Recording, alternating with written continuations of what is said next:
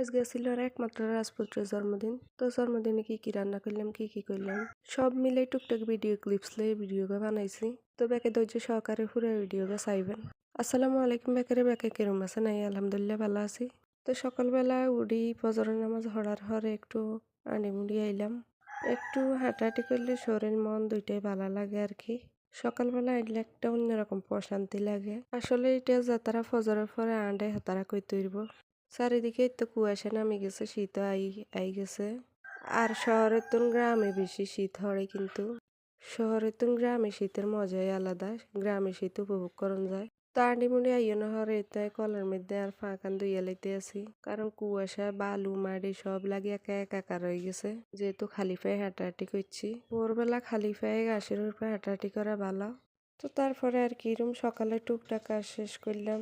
আর ফুল গাছগুলো একটু হানি টানি দিয়ে দিলাম, সেগুলোরও তো একটু খানার দরকার আছে নাকি। তো আপনারা কে কে সকালে হাঁটাহাঁটি করেন কমেন্ট করে জানাইবেন।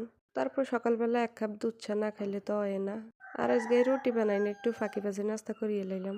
আজকে দুধ চা দিয়ে দোকান তো বন কিনে আনি, দুধ চা দিয়ে বন দিয়ে খাইলাম। অনেকদিন পরে এই খানাটা খাই, অনেক ভালাই লাগলো।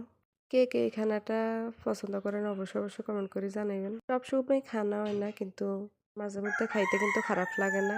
আর এই বয়স দিতে ইলে আর মোরগ এগুনে কি করে দেখছেন, কবে জানি আল্লাহ আকবর করে দিয়ে আল্লাহ জানে। তারপরে এই তো আমরা রান্না বান্না করা শুরু করে দিলাম। যেহেতু আজকে রাজপুত্রের জন্মদিন ছিল, তো আমরা রাত্রিবেলা বিরিয়ানি করুম। এখন শুধু দুপুরের রান্না বান্না করে লইছি, গিরগিলা কলিজা আর কাসকি মাছ দিয়ে আলু চচ্চড়ি। তো এই খানা কে কে পছন্দ করেন অবশ্যই কমেন্ট করে জানাবেন। তো এই তো ভাতের মার গান লই যাইতে আছি, আর আশে কোন কুড়াগুলি দিয়ে মিগিন্দি কি সুন্দর থকথকে হয়ে রয়েছে দেখছেন, মন চাই নিজে খাইয়ালে। আর এই তো দুপুরবেলা খাওয়া দাওয়া করার পর বিকেলবেলা চলিয়েছি বিরিয়ানি করার লাই। আজকে বিরিয়ানি করবো আর আম্মু। তো আজকে আমরা করি মুরগি বিরিয়ানি। আগে মুরগি সুন্দর করে রান্না করি লই। আর বিরিয়ানি করতে তো কম বেশি ব্যাকে আর এটা করার কিছু নেই।